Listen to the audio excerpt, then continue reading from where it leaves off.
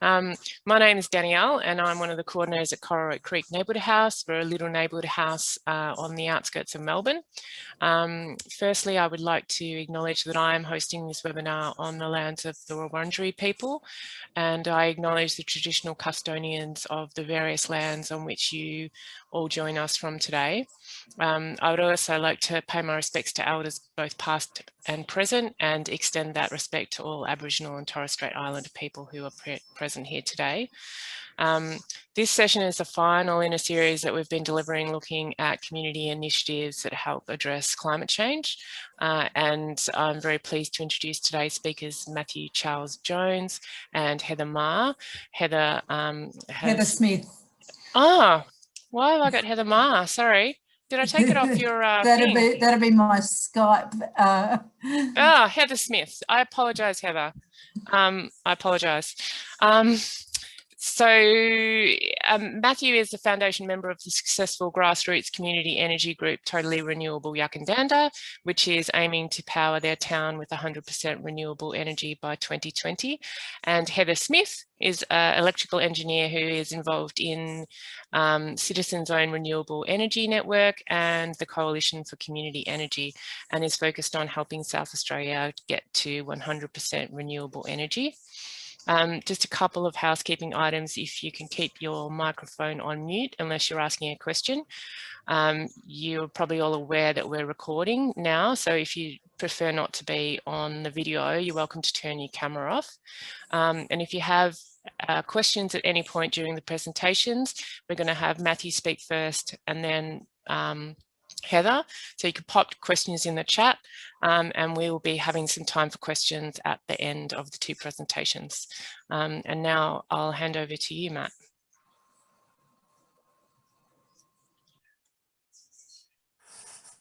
Yeah, thanks, Danielle. I'm calling in today from Yathamatang and Dudarawa country in the foothills of the Victorian Alps. So thank you, and thank you for giving up your evening, everyone. And it well, morning in some circumstance. It's nice to be speaking to people from different places. So what Danielle has asked me to do is to do a little bit of an exploration, I guess, of the journey we've been on in Yackandandah, and perhaps especially noting there's quite a few references to microgrids. I can touch on a little bit of the work that we've been doing here on microgrids, but don't be afraid of stopping me. I'm not anticipating that you all don't have lots of your own expertise and knowledge, and I'm more than happy to hear questions and respond to them and understand your interests as well. So don't be afraid of interrupting me. So what I'm going to do is just trickle through a little bit of a slide pack that I've got. And I guess one of the things that I'm conscious of, and I, like Heather, end up speaking to lots of small communities around the place, is just I've got a patchwork of a whole lot of different little stories. And I think I'm under no illusion that there isn't lots more that we could be doing in Yackandandah, but I'm also aware that what we're doing doesn't necessarily suit or match places elsewhere. So really, I think my goal really is to spark excitement and interest in what's going to work in your space. And fortunately, there's smart people all over Australia doing remarkable things, and we're doing some of them. I might just add, though, Danielle, our goal is 100% by 2022 rather than 2020. And when we set our goal in 2014, 2022 seemed like a long way away, but it's not any longer. So we're on a bit of a sprint to the end, and we'll see what happens, I guess. So I'm going to share your screen, my screen, and Danielle, maybe can you let me know when that's sharing at your end, please?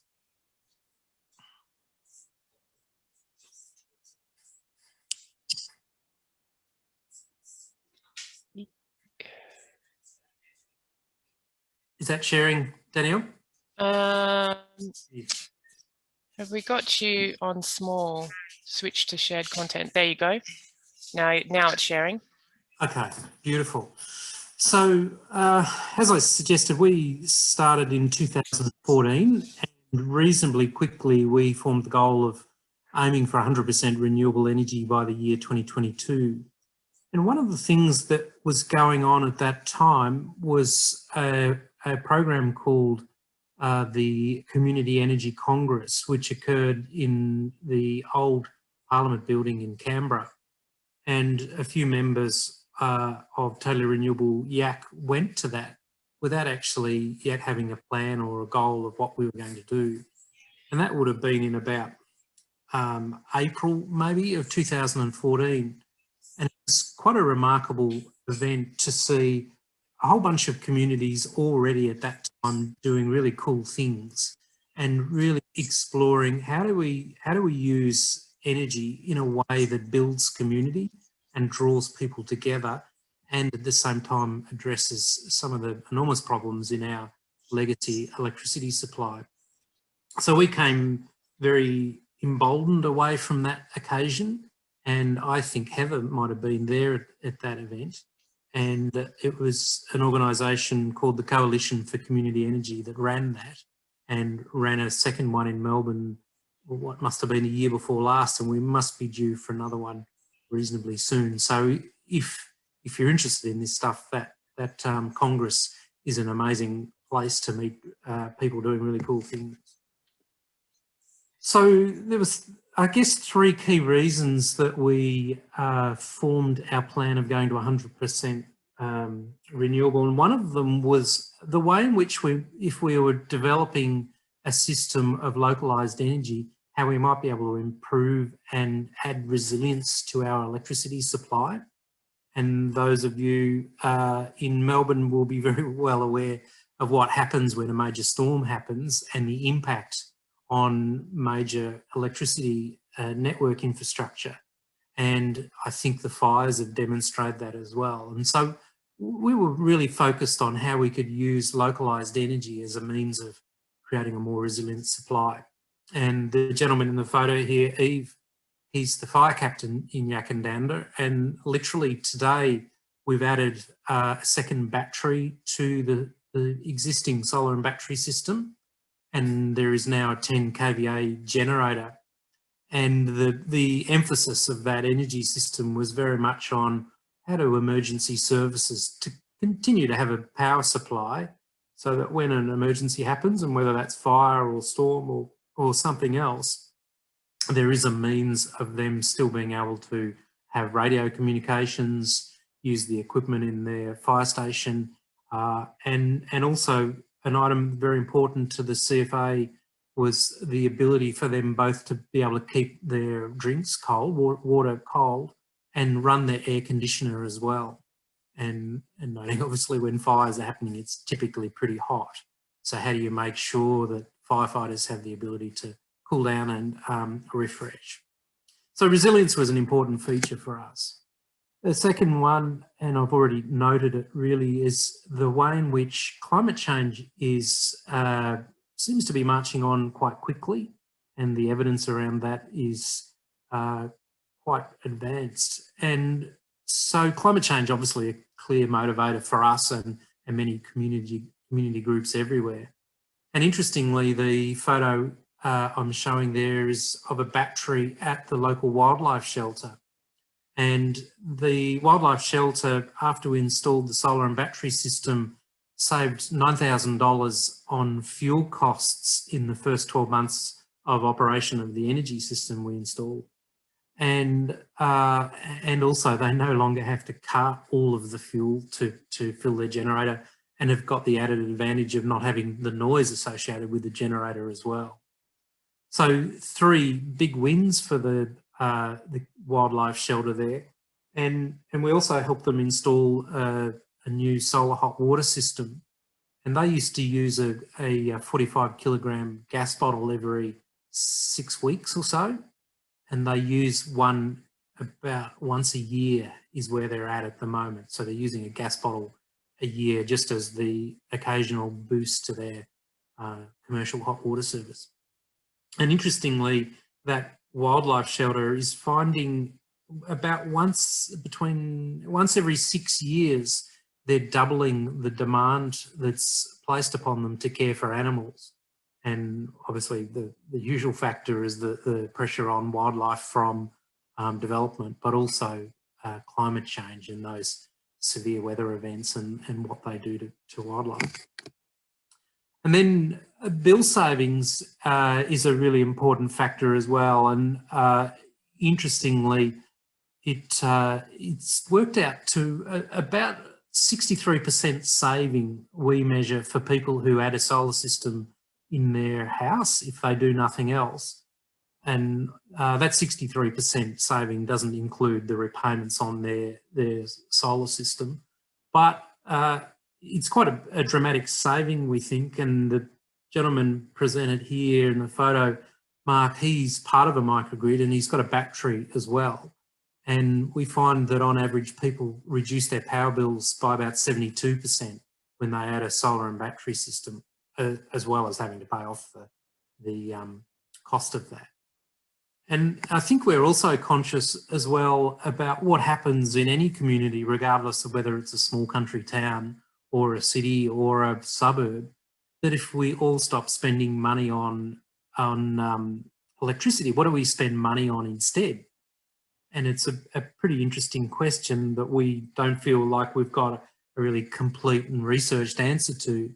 But what we do see is hundreds of examples of people saving money, and the image there is of Yackandandah Health, which now has 130 kilowatts of solar on the roof, and they, in their first year of installation, saved themselves $35,000.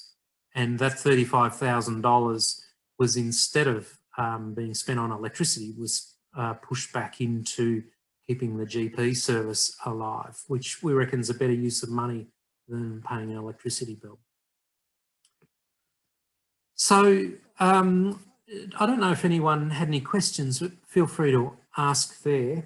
What I wanted to be able to do is to probably broaden out a little bit of our thinking about how we were going to get to 100%. And I've shared these slides with Danielle and she'll have them available as a PDF. But early on in our activity, we met with all of the organisations and businesses in town we thought useful for us to get to 100%. One of them was a subsidiary of the network operator in this area, AusNet Services. And with them, we worked out this 5-stage transition plan.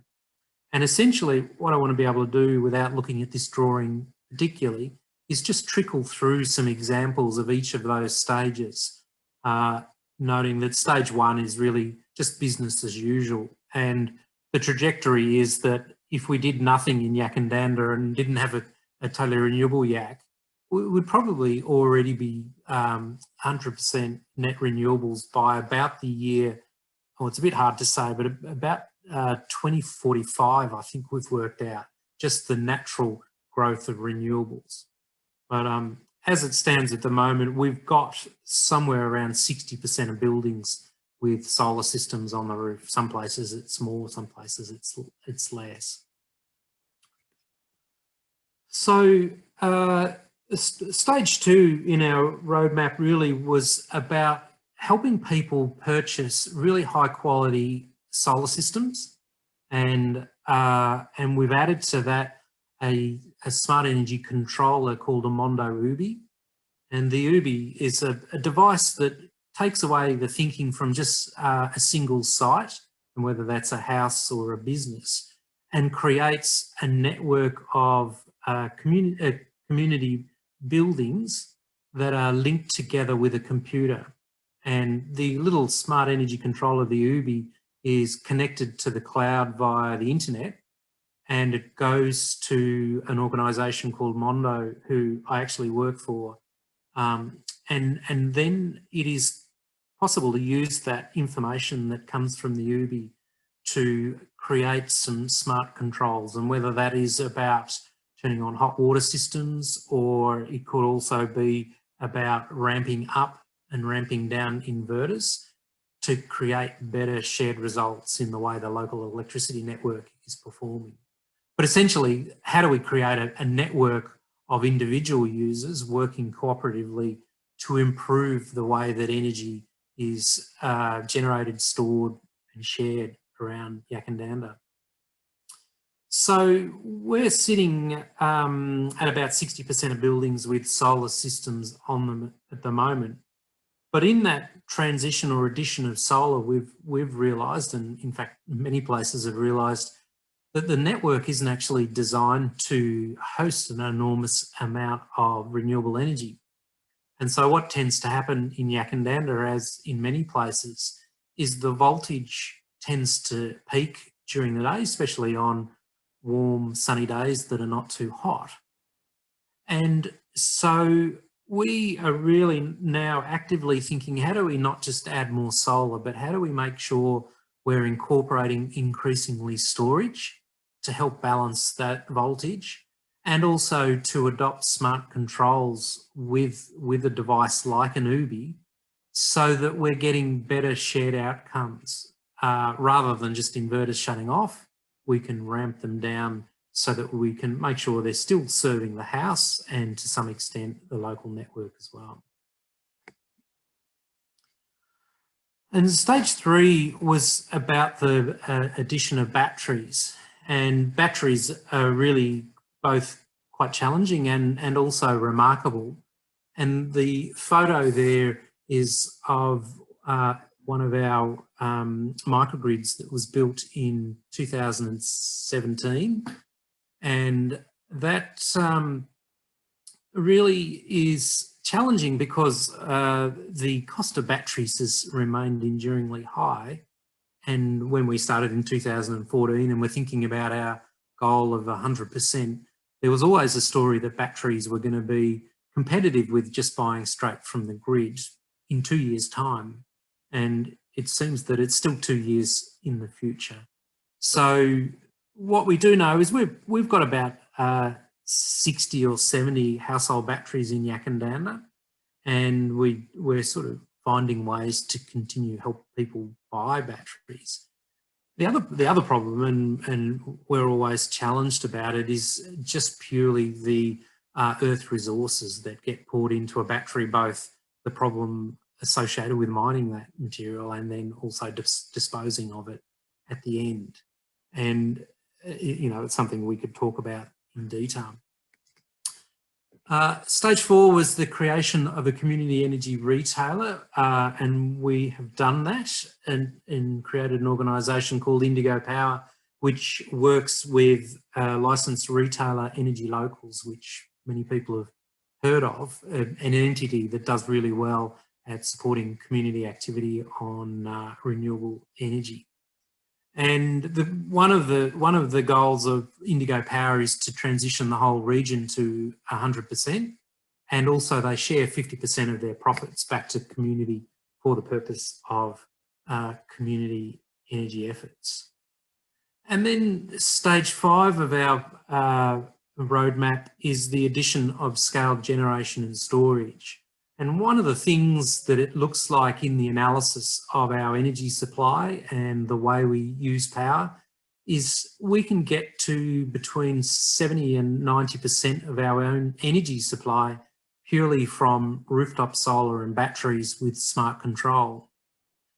And actually the only way we can get to 100% is by building larger assets, both to generate power and store power as well.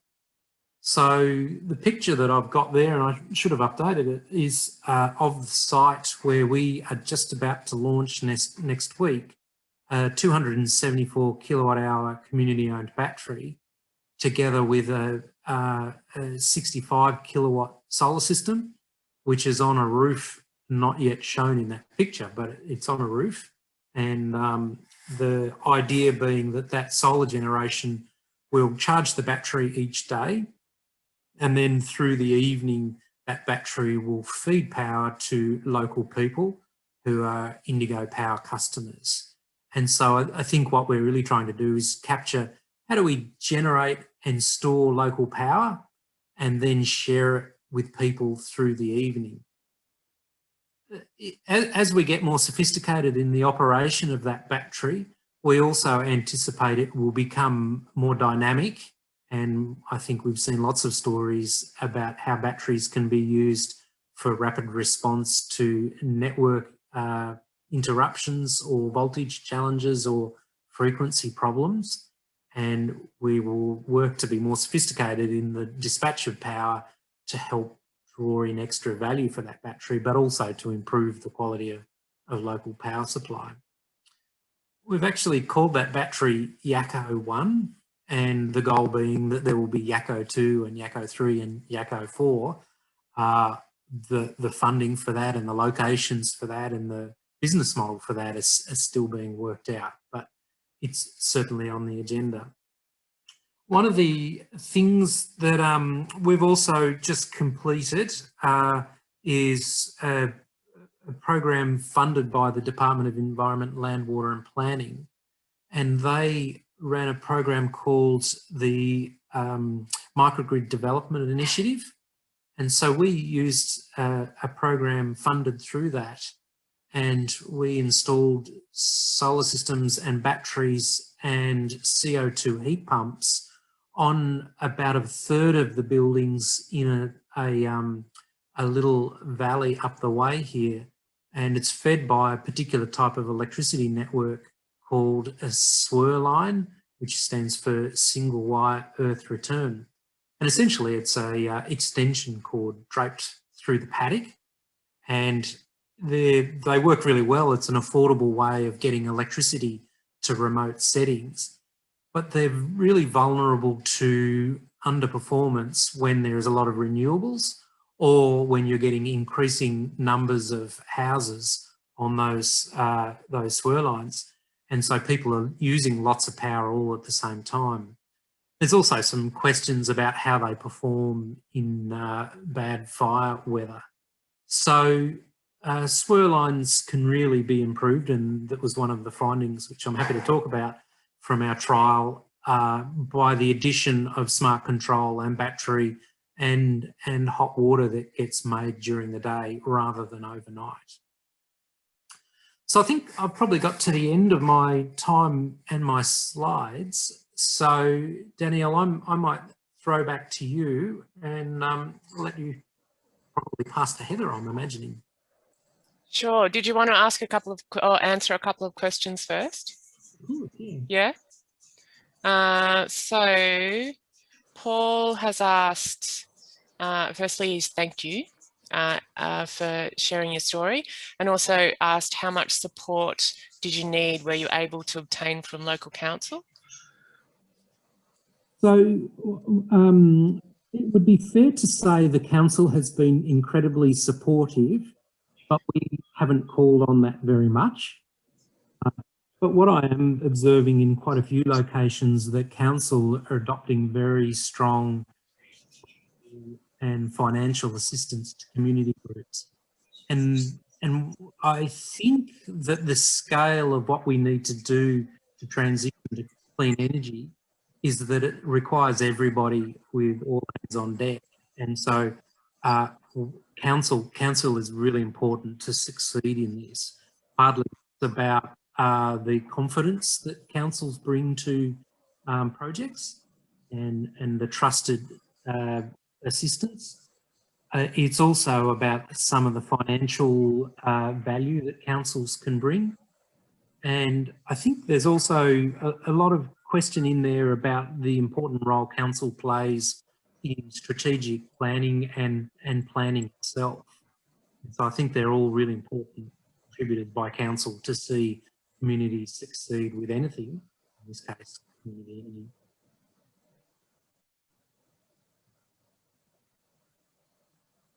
And also, did you consider other forms of renewable energy, e.g. low-scale wind power? Yeah, when our group got started, it was on the back of some feasibility study work the council had completed on the available renewable resources in town, and in fact across the Shire rather. And really at that time there wasn't seen to be a really strong wind resource, and we haven't put an enormous amount of effort into that as a result. But as it happens, in the last 6 months, we've received some federal funding to complete a feasibility study, and wind has been one of the things we've drawn back in for that. But overall, the wind resource in our area is not great. Yeah. Also, what kind of government support was available? So, for instance, were participants able to access government rebate programs? So when we first started in 2014, there wasn't really all that much government support. Obviously, there was small technology certificates, which was really quite helpful, and also various levels of feed-in tariffs, which were of assistance. But what I would say now is the Victorian government is being very ambitious about the support it's giving to community energy, and it's going to be quite interesting in the next 12 to 18 months to see how that goes, because they've been very ambitious in supporting community energy. And Yackandandah has done very well out of that. We received about $340,000 or so through the microgrid funding. We've received quite a lot of money to build a virtual power plant in Yackandandah. Yeah, so the Victorian government's been terrific, and as I said, we've recently got about $340,000 from the federal government via a microgrid feasibility study that was available, and we're using that money to analyse the data about how much power do we use, how much are we generating, and what are the most efficient ways of finishing off our trajectory to 100%. What it has done is it's shown us that it's a big goal, and it's a big goal without building big stuff. So,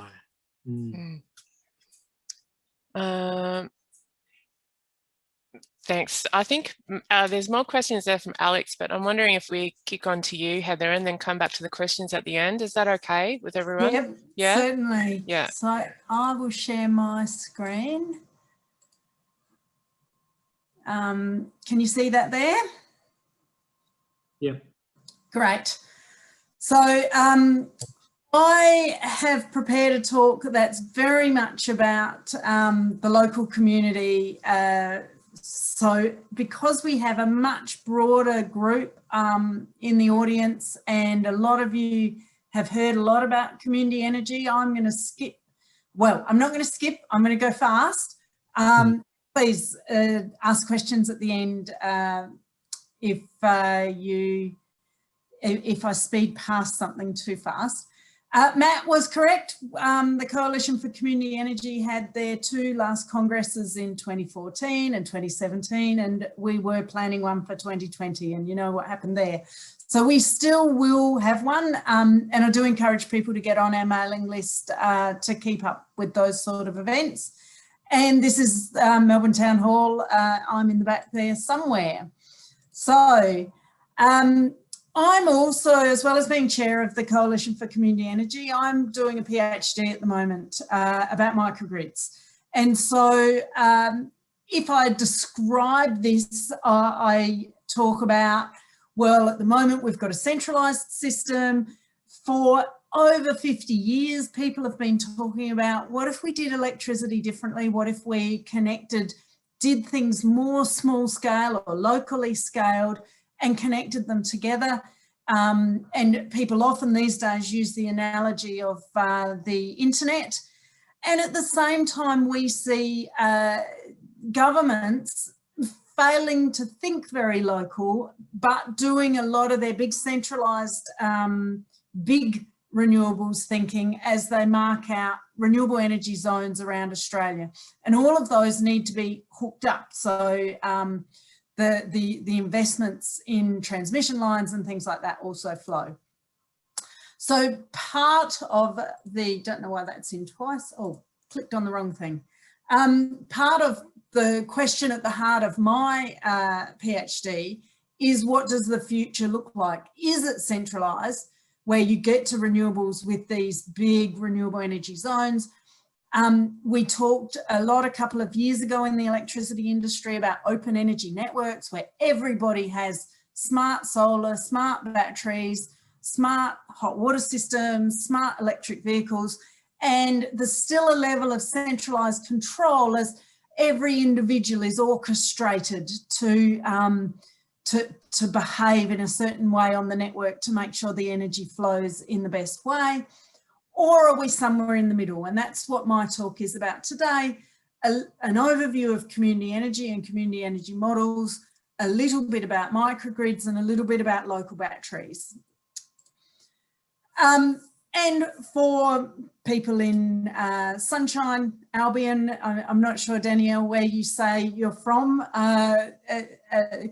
Cororoit. There are places and grants. Victorian government's got a lot going on at the moment, encouraging people to invest in renewable energy and better energy efficiency. And closing soon is a Powering Communities program with grants for community buildings. So if we run through the models that we've seen across Australia, and remembering that in Australia, we have some of the highest penetration of rooftop solar in the world, and we've got probably John Howard, the renewable energy target, to thank for that. So the people who decided rooftop solar should be on a level playing field with big renewables have given us the grants and subsidies since 2014 to get solar underway. And I went on a Churchill Fellowship in 2016 and was able to travel around a lot of different countries. And it was interesting to see the barriers to individuals investing in solar that were happening in other parts of the world. They had to wait for their tax back. There wasn't an upfront payment. And, you know, in the UK, a lot of what was driven through their subsidy system was community scale renewables, not not so much rooftop solar. So in the community energy sector in Australia, what we saw very early on was models where people were helping their neighbours, helping their communities get access to rooftop solar. We saw a lot of bulk buy models. Some of them are commercial, some of them are local government run. These days, quite a number of local governments are looking at rates-based programs where you don't have to pay up front, but you can pay off your solar via your rates. There's a number of commercial operatives in here, but there's also groups like Inner West Community Energy in Sydney, where they just sit down in the pub every month and draw in new people and help set them up and get solar on their roofs and advise them about batteries and things like that. We also saw the donation models take off.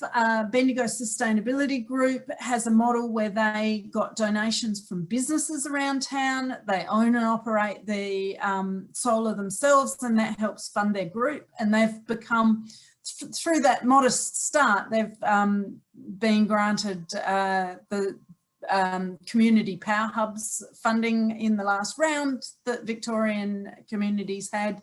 And so they've been able to sort of become a bigger organisation and do a lot more around Bendigo. I volunteer for Carina. Carina's now got $500,000 that we've lent to people, and we keep lending. So we've lent over $800,000 so far because the fund revolves, the repayments from old projects go into new projects. And that's going gangbusters for us. That's a bit like a snowball. Every year we have to lend more money. So we are out looking for community energy groups that can't put solar on by themselves. And we're also expanding our projects to, we always did energy efficiency. In fact, Matt's hospital in Yackandandah did the solar themselves. The community fundraised for that themselves. So we came in, Carina came in and lent them $20,000 for a lighting upgrade across the hospital. And even in the local community here, Brimbank Bicycle Centre was one of our projects. So there's lots to be said for the revolving fund models. Phillip Island and Coram in Mullumbimby have also adopted that revolving fund model. and Karina's helped them with the, you know, how to set up the contracts and things like that. Then we see ownership and investment models, and we see these at all scales.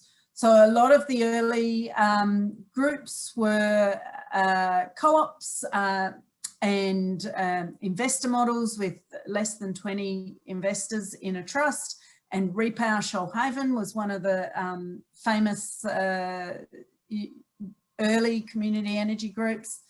Then we see the mid-scale ownership models. Hepburn Wind, of course, is famous in Victoria as one of the pioneering community energy groups. Before solar even made sense, they organised the town community around Hepburn Springs and Dalesford organised 2 large wind farms, wind turbines that are called Gale and Gusto. And we're starting to see large-scale commercial co-investment. So we're not seeing a community put in a 100 megawatt wind farm. What we're seeing is that places like the ACT, when they did their renewable energy, 100% renewable energy target, they put in, as the government there put in as a condition of that purchase, that the wind farm would open itself up to community co-investment. And so we saw a whole lot of community engagement work around Sapphire Wind Farm so that locals could invest in that. And that's pretty standard in places like Denmark. So Denmark actually says that 20% of any large-scale energy project has to be offered to locals. So there's an offshore wind farm off the coast of Copenhagen, and the residents of Copenhagen, many of them have shares in that. Then we're seeing a whole lot of community energy planning, and Matt's just given you a wonderful example of the long, deep journey that Yackandandah has taken. And a lot of communities are on that bigger, more ambitious step towards net zero emissions or net zero energy, or to 100% renewable energy. We've seen a couple of retailing models. Anova is famous as the first community energy retailer. They came to the first Congress, Coalition for Community Energy Congress, and they thought they were going home to build a big solar plant. And everybody they talked to when they got home said, we can build the renewable energy, but we need a friendly retailer to work with. So they took a deep breath and did the hard yards and became a local retailer. Since Anova formed, Energy Locals, which is a commercial operator, has come on the radar, and they are providing white label products for quite a number of interesting retail products around Australia. I think one of the things that's worth recognising is that communities bring different values to what they want to achieve. So when communities work together, some of them do not want to work closely with private sector operators. They want to be much more fiercely community owned and community governed. And others find these nice partnerships where they get it working between them and a commercial exercise. And so that's what we're starting to see through the energy sector, is that the energy companies themselves are much more interested than they were 6 years ago in working with communities. And the couple that I've put up here, I'm helping on the Hayfield Microgrid project that got a government grant 2 years ago to look at a microgrid or co-design a microgrid, I should say, with its community.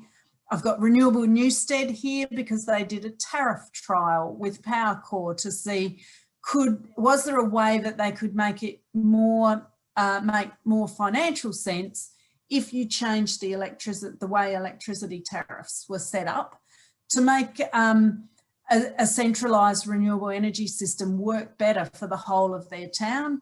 And over in Western Australia, we're seeing the sort of starting point of community batteries. And what happened recently in Victoria was the Sustainability Victoria here ran a neighbourhood battery initiative. And one of the things that in the Coalition for Community Energy that we're talking about is how do we make sure people understand that just because you size a battery for a neighbourhood doesn't mean that you have made it right for community, doesn't mean that you put community benefits at the heart of that, and it doesn't mean that you're giving community any control or say over how that's operated. So I'd encourage you all, if you want to get interested in community energy, the Knowledge Hub, there's the web address there, is full of resources about community energy models. And C4CE also have the URL c4ce.net.au, which is our main website for signing up to our mailing list and stuff like that. So I just wanted to run through quickly 3 main questions to make sure that we are all on the same page about what solar is, what microgrids are, and what batteries are. So solar, many of you will know, operates when the sun shines, pushes out energy, you use the energy in your house. If you have a battery, you can absorb the surplus energy and not send any to the grid. But an awful lot of our rooftop solar systems don't have batteries yet, and they are pushing that out to the grid. And Matt alluded to the fact that this is causing a problem. I did some analysis recently looking at a suburb here in Adelaide where the average import into our homes was about 3 kilowatts. But when all of those solar systems, the sun shines at the same time, they could easily be all exporting 5 kilowatts. And so it's no wonder the electricity grid is struggling. And the electricity grid, mainly about voltages and the way it's designed, often if you've got a 200 kilowatt transformer at the end of your street, you might have a hosting capacity of only 100 kilowatts. And that's about the way it was designed and the voltage settings on your street. At night, however, you aren't producing any solar energy. And so you're feeding your house from your from the surplus that you stored during the day in your battery, and maybe from the grid as well. Now, when you buy a battery system, you can buy a system that operates dumbly and just makes the most of surplus solar, but it hasn't been set up to run your house without the grid. But a lot of people are tuning into the idea that they would like their battery to provide emergency energy when the grid's not available. And so that means that the battery system switches a circuit breaker in your connection here and make sure you are not connected to the grid when the grid goes down, and then the battery can happily supply everything that your house needs. If you turn on too much in your house, the whole thing will fall over. So the reason I've laboured this point is because that's like a mini microgrid. A microgrid is not much different to that. Except that instead of happening with one house and one battery and one solar system, it's happening at a larger scale. So just to re-emphasise that point that a lot of our electricity use goes out to the grid. This is Murray's house, and Murray actually has his electric vehicle charging during the middle of the day to make sure he uses his solar. And you can see that on this day, there was hardly any solar, so he needed electricity from the grid. But on this day, he only sent his surplus solar out to the grid a few times during the day. But even there in the middle of the day, he has surplus, even with his electric vehicle running. So what is a microgrid? If you think of each of those houses pouring their surplus solar back out to the grid, and maybe you've got a shop in there in your street as well.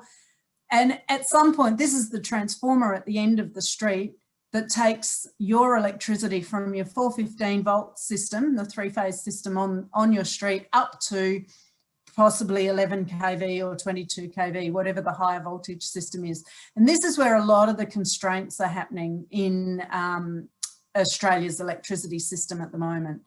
And the electricity networks don't have a lot of visibility to what's happening. Certainly in Victoria you do, because your smart meters are set up to measure voltages. So the networks are starting to be more aware, but there's not always a lot of information about what's happening until people complain.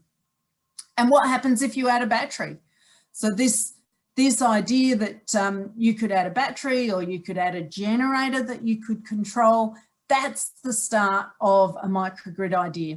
The definition of a microgrid is it is able to operate in island mode from the grid. So there needs to be a disconnection somewhere at that transformer, and the rest that's all connected together needs to operate in isolation.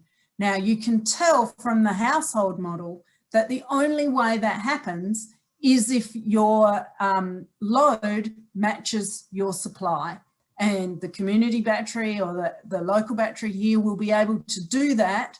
Most of the time it'll be sized for that, but maybe it'll be sized a lot smaller, and therefore it will have to manage what people do.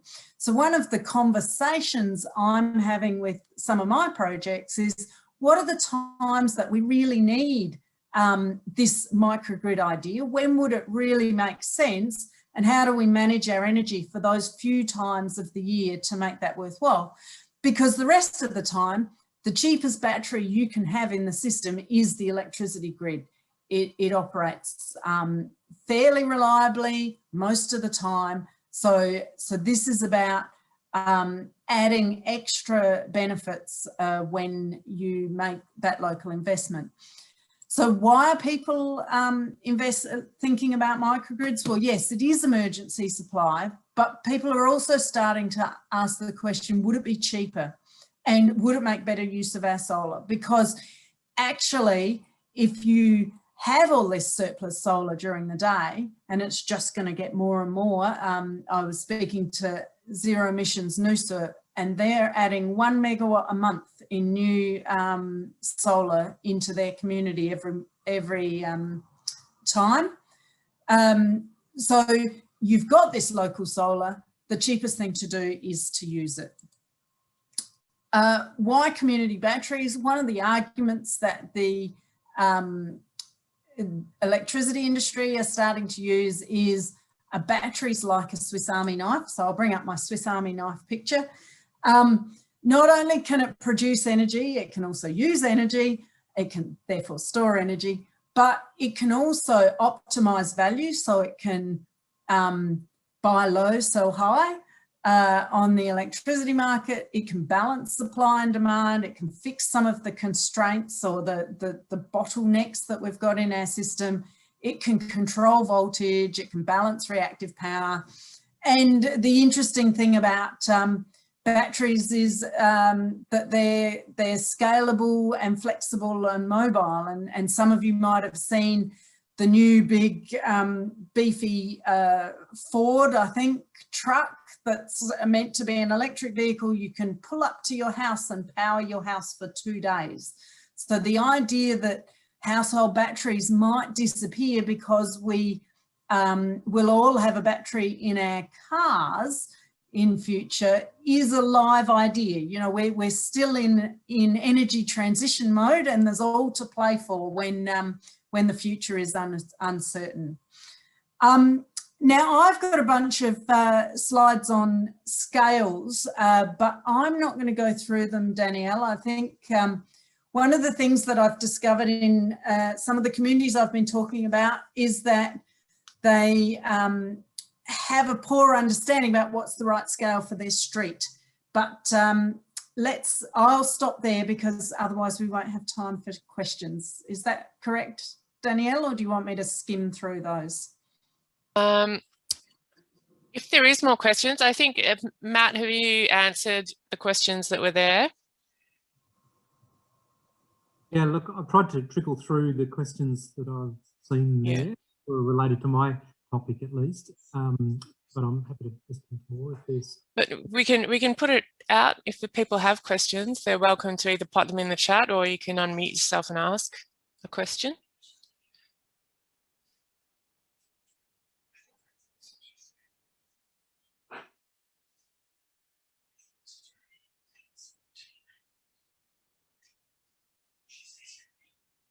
How much longer have we got, Danielle? I am happy to. 1 minute. Okay, right. I will shut up then. Yeah, we can obviously run over a little bit of time, but did anyone have any questions?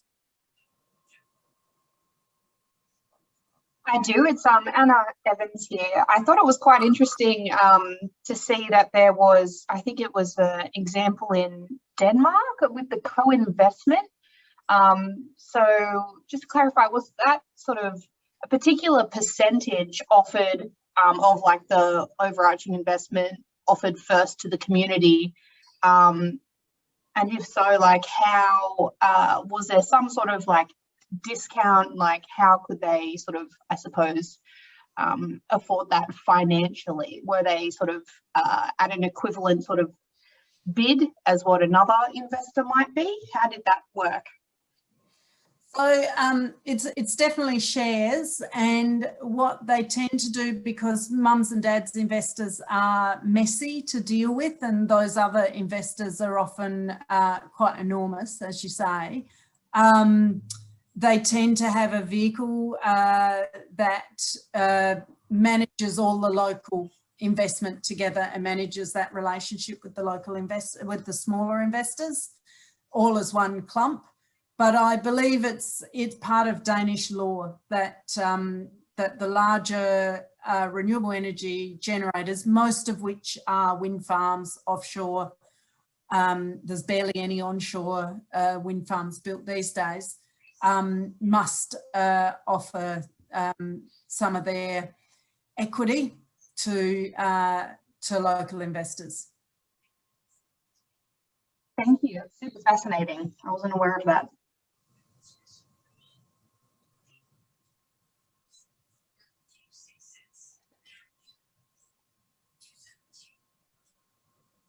Hi, Heather. Thank you for your presentation.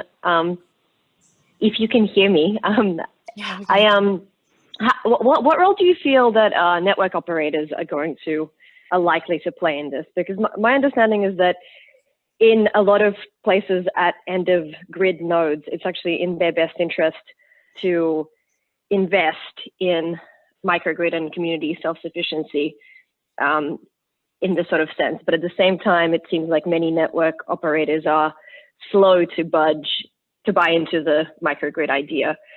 Do you have an opinion on where you think this is likely to head?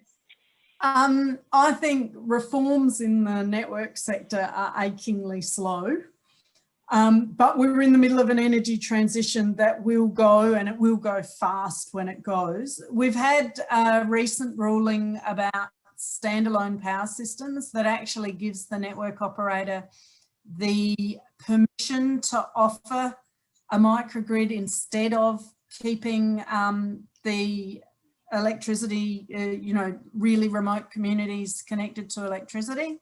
What we don't have is a live conversation about what if I want poor electricity supply. So at the moment, the network has to operate at 99.9% reliability or something. So what if I wanted to trade that down for 90 or 95%? In return for getting some of that network investment into local stuff like local generation, local support, islanding capacity.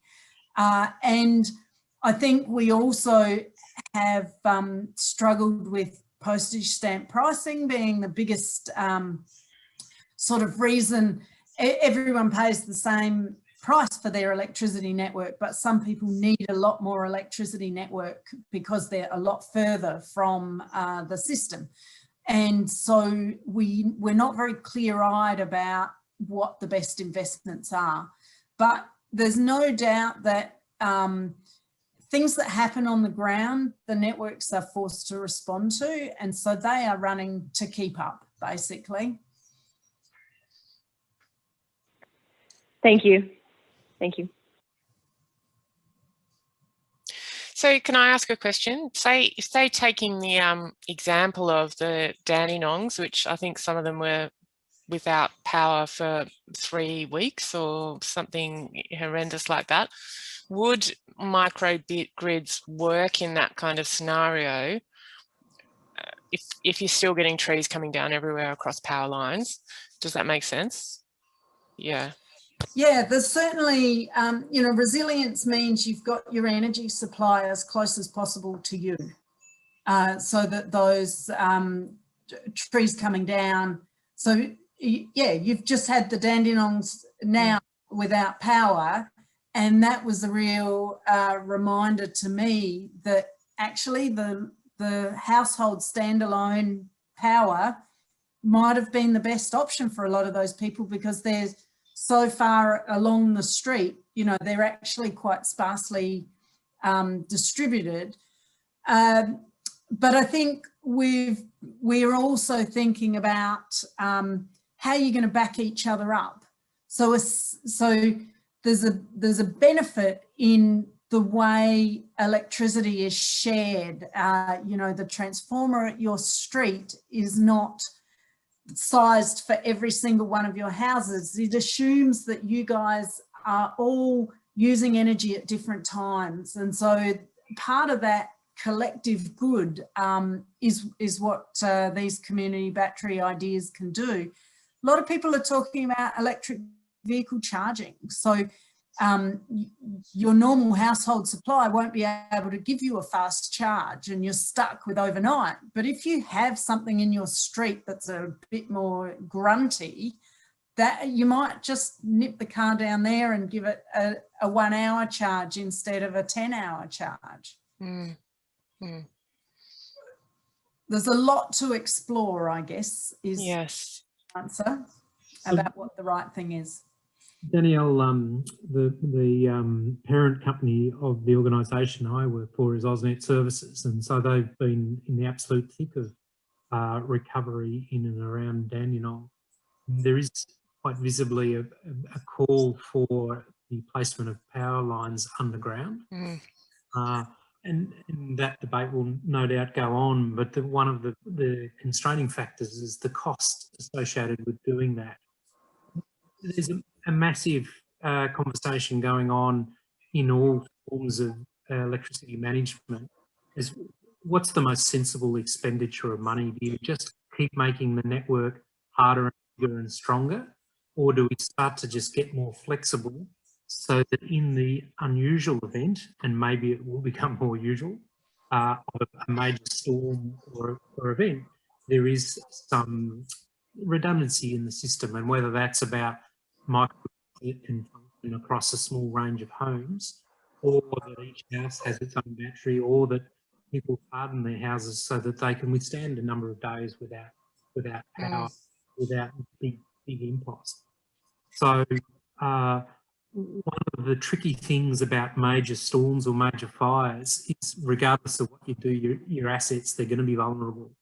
And there's probably an underlining feature in there is that we really need to work bloody hard to stop climate change, because we can't protect ourselves from severity. Yeah. The new rules in Victoria has been that AusNet has to switch off its power lines under certain bushfire risk conditions. So suddenly it makes much more sense, if you know you're going to be cut off more often, to have something local. Yes. Yeah. That's that. Yeah. Very difficult situation for them all. Yeah. But thank you so much. We're probably done. I don't think there's any more questions there. People are starting to leave now. But yeah, thank you so much. I just had a quick question. It's Alec here. Yes. Is there any examples of standalone microgrid systems, like community ones, not just like mining sites and things like that? Yeah, if you look up that on Google, Alec, you'll find there's a number of good examples of that in Western Australia. And after some of the fires over there, they made a decision to rebuild microgrids rather than reconnecting them to the Western Australian power network. And you would say that there is also now a growing number of remote Indigenous communities that are adopting really strong hybrid microgrids. In terms of Victoria, there's not much. The place which you would maybe call that is a little community called Lycola. It was never connected to the network. However, what they've done is they've really radically reduced the reliance on the grid, on their generator rather, by adding a pretty chunky battery and solar system. And so they've got some really stunning results. Primarily a Lions camp, but there's also community there as well. And so that would be one for you to look up. Okay. So one of the complaints, Alec, about Homer microgrid modelling software is that it always pitches in a diesel generator as when you model it. And so, you know, there's not that much difference between the microgrid that relied on the diesel generator at the heart and a microgrid that relies on a community battery at the heart. And we've still got to ask the question, if you're going to go for long durations, whether some sort of generation and long-lasting fuel is going to be worth investing in. But certainly there's an interesting sort of changeover as a lot of the smaller communities that relied on diesel are all trying to radically reduce their reliance on diesel. Yeah, I'm trying to do this for Norfolk Island, you see.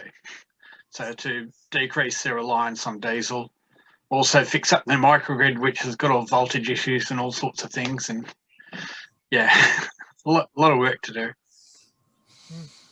Is that your work that you're doing, Alec, or others are doing that? There's a combination. We're doing a research project through the University of Newcastle for the Norfolk Island Council. Yeah, cool.